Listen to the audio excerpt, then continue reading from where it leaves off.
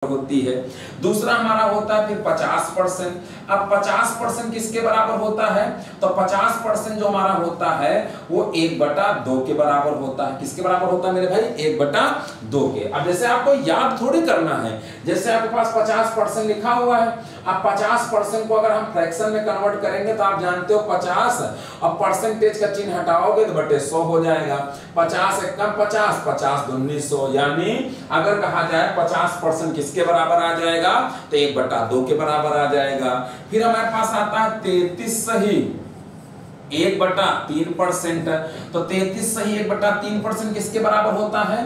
तो ये 1/3 के बराबर होता है। आपको याद थोड़ी करना है, जैसे आपके पास लिखा हुआ 33 सही 1/3%। अगर इसको हम चेंज करते हैं तो 33 3 99 100, तो ये हो जाएगा 100/3%, हटेगा तो बटे 100 हो जाएगा। 100 कट जाएगा, तो इसको अगर हम फ्रैक्शन में लिखना चाहेंगे तो फ्रैक्शन में इसकी वैल्यू कितनी हो जाएगी मेरे भाई? 1/3 हो जाएगी ना। फिर हमारे पास आता है, ये आपका हो जाएगा। इसके बाद हमारे पास जो आता है, अगर इसी चीज को हम आगे बढ़ेंगे तो अगर हमसे कहा जाए 25% आता है, 25% की अगर कहा जाए फ्रैक्शन वैल्यू कितनी होती है, तो आप कहोगे 25% की फ्रैक्शन वैल्यू कितनी होती है मेरे भाई? तो आप कहोगे 1/4 होती है। यानी अगर 25% को हम फ्रैक्शन में कन्वर्ट करना चाहें तो 25% की फ्रैक्शन वैल्यू जो हमारी होती है वो 1/4 होती है। ऐसे मेरे पास आता है 20%। तो अगर 20% की फ्रैक्शन वैल्यू कहा जाए क्या होती है, तो 20% की फ्रैक्शन वैल्यू मेरे भाई क्या होती है? 1/5 होती है। क्या होती मेरे भाई? 1/5 होती। चाहे उसको 20% लिखो भाई, आपको याद नहीं करना है, सीधा आपने कहा 20%, तो 20% मतलब होता है 20% का चिन्ह हटेगा तो बटे 100 हो जाएगा। 20 एकम 20, 20 पंचे 100। यानी अगर कहा जाएगा कि उसका फ्रैक्शन वैल्यू कितना आएगा, तो आप सीधा कहोगे उसकी जो फ्रैक्शन वैल्यू मेरे भाई निकल के आ रही है वो कितनी आ रही है? तो आप कहोगे 1/5 आ रही है। समझ में आ रहा है ना? तो 20% की जो फ्रैक्शन वैल्यू होती है वो कितना होती है मेरे भाई? तो आप कहोगे 1/5 होती है। फिर हमारे पास आता है 16 सही 2/3%। तो 16 सही 2/3% की फ्रैक्शन वैल्यू कितनी होती है? तो आप कहोगे 1/6 होती है। 16 सही 2/3% की अगर फ्रैक्शन वैल्यू देखा जाए तो कितना होता है? आपको याद थोड़ी करना है, जैसे लिखा हुआ 16 सही 2/3, अगर इसको चेंज करोगे 16 3 48, 2 कितना आ जाएगा? 50/3, परसेंट हटेगा तो बटे 100 हो जाएगा। 50 एकम 50 दूना, तो ऊपर 1 रहेगा, नीचे 3 दूनी 6 हो जाएगा। तो 16 सही 2/3% की अगर फ्रैक्शन वैल्यू देखा जाए तो कितना हो जाएगा मेरे भाई? तो 1/6 आ जाएगा। इसके बाद हमारे पास आता है 14 सही 2/7% की अगर कहा जाए फ्रैक्शन वैल्यू कितनी होती है, तो आप सीधा कहोगे 14 सही 2/7 की जो फ्रैक्शन वैल्यू होती है वो 1/क्या होती है? 7 होती है। आपको याद नहीं करना है। 14 7 98 200 भाई, अगर सीधा 14 सही 2/7 है तो इसको सॉल्व करोगे 14 7 98, 2 जोड़ोगे 100/7 आएगा, और परसेंट का चिन्ह हटेगा तो बटे 100 आ जाएगा। 100 कटेगा तो 1/7 ही तो आएगा। तो अगर हमसे कहा जाए 14 सही 2/7 को अगर हम फ्रैक्शन में लिखना चाहें, 14 सही 2/7 को अगर हम भिन्न में लिखना चाहें, तो 14 सही 2/7 की जो फ्रैक्शन वैल्यू होती है वो कितनी होती है? बोलो 1/7 होती है। ऐसे आप लिखते चले जाओगे। मैं कुछ फ्रैक्शन वैल्यू लिखा देता हूं, आप लोग लिख लो, उनको याद कर लेना, ऐसे बनाते जाओगे। जैसे हमारे पास कहा जाए 12 सही 1/2% की जो फ्रैक्शन वैल्यू होती है वो क्या होती है? तो आप कहोगे उसकी फ्रैक्शन वैल्यू 1/8 होती है। फिर अगर हम कहें 11 सही 1/9 की जो फ्रैक्शन वैल्यू होती है वो क्या होती है? तो 1/9 होती है।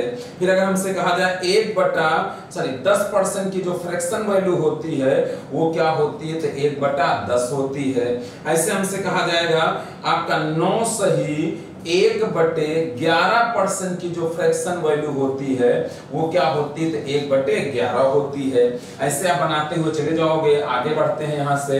अगला आपका अगर कहा जाएगा हमारे पास 8 सही 1/3, 8 सही 1/3% की जो फ्रैक्शन वैल्यू होती है वो क्या होती है, तो 1/12 होती है।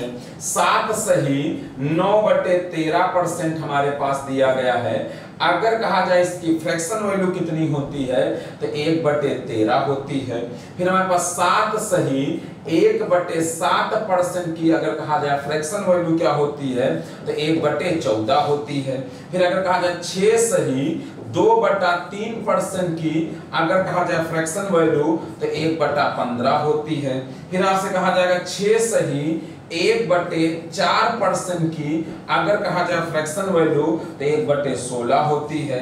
फिर कहा जाए 5 सही 15/17 कि अगर कहा जाए फ्रैक्शन वैल्यू क्या होती है, तो 1/17 होती है। समझ में आ रहा है ना सबको? ऐसे आगे बढ़ेंगे। नेक्स्ट आपका जो आता है अगला, अगर हमसे कहा जाएगा 5/17 वाला हो गया। फिर आपको कहा जाए 5 सही 5/9, 5 सही 5/9 परसेंट की जो फ्रैक्शन वैल्यू होती है वो 1/18 होती है। नोट कर लेना सब लोग, ये काम आएंगे। 5 सही 5/19 की जो फ्रैक्शन वैल्यू होती है वो 1/19 होती है। फिर आपका आगे बढ़ोगे, 5% की जो फ्रैक्शन वैल्यू होती है वो 1/20 होती है। फिर आपका 4 सही 1/6% हमारे पास दिया गया है, इसकी फ्रैक्शन वैल्यू 1/24 होती है। 4% की जो फ्रैक्शन वैल्यू होती है वो आपका 1/25 होती है। 3 सही 1/3% की जो फ्रैक्शन वैल्यू होती है वो 1/30 होती है। 2 सही 1/2% की जो फ्रैक्शन वैल्यू होती है 1/40 होती है।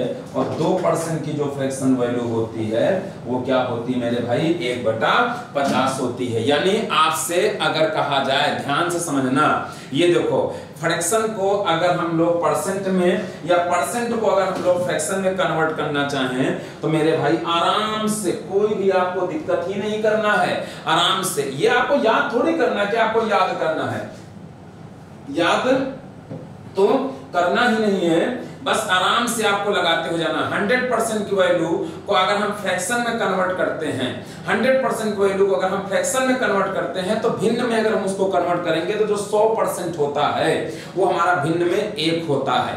50% को अगर भिन्न में कन्वर्ट करते हो तो वो 1/2 होता है। 33 से 1/3 को अगर हम भिन्न में कन्वर्ट करते हैं तो 1/3 होता है।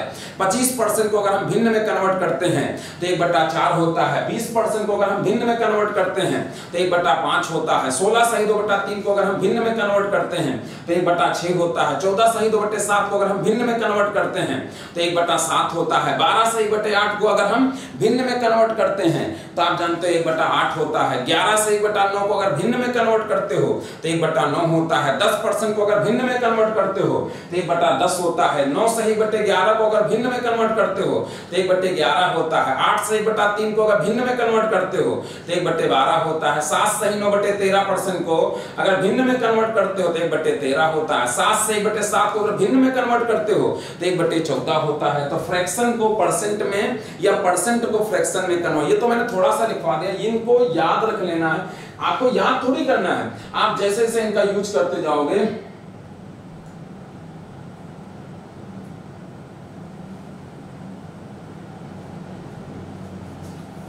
जैसे जैसे आप इसको याद करते जाओगे, जैसे जैसे आप इसको याद करते जाओगे, जैसे जैसे आप इसको याद करते जाओगे वैसे वैसे आपका याद मतलब नहीं करना है, जैसे जैसे आप इसको प्रैक्टिस में लेते जाओगे, जितना आप इसको प्रैक्टिस में लोगे, जितना आप इसको प्रैक्टिस में लोगे उतना आपका आसान होता जाएगा। जितना भी आप इसको प्रैक्टिस में लेते जाओगे, जितना प्रैक्टिस में लोगे तो आपको याद थोड़ी होगा, जितना इसको क्वेश्चन में यूज करोगे उतने आपको आराम से चीजें क्लियर होती जाएंगी। तो एक बार सब लोग इसको जरा सा नोट कर लो, फिर हम लोग आगे इसके बढ़े। नोट कर लो सब लोग जल्दी से।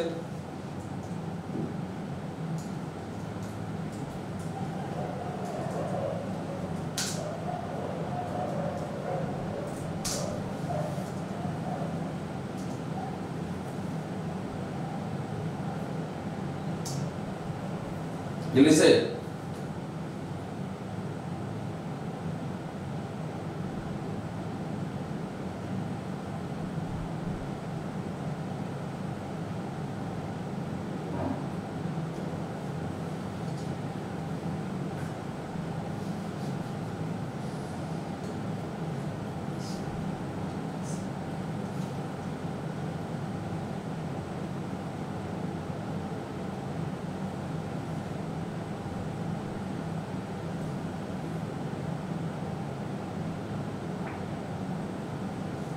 जैसे नोट कर लो।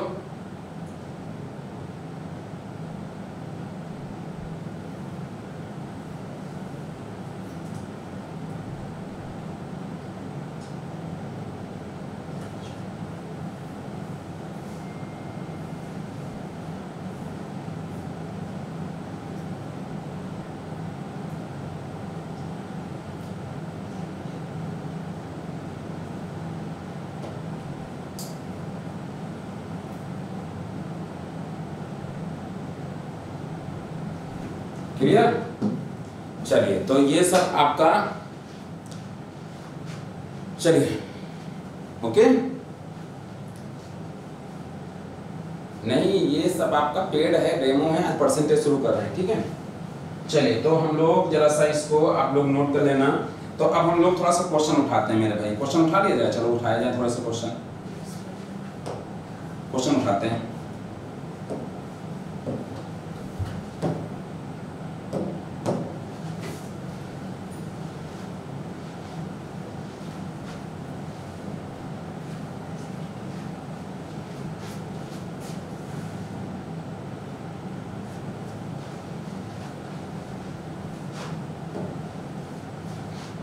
चलिए, पहला क्वेश्चन आपके सामने लिखा हुआ है, पढ़ो सभी लोग। क्या लिखा है क्वेश्चन में? आराम से पढ़ना, जल्दबाजी नहीं करना है, बस स्टार्टिंग कर रहे हो तो शुरुआत आराम से धीमे धीमे करना है। पहला क्वेश्चन समय सबके सामने लिखा हुआ, पढ़ो क्वेश्चन क्या लिखा हुआ है। 20-50 का कितना प्रतिशत है? ये क्वेश्चन हमारे पास दिया गया। पढ़ो क्वेश्चन क्या लिखा, 20-50 का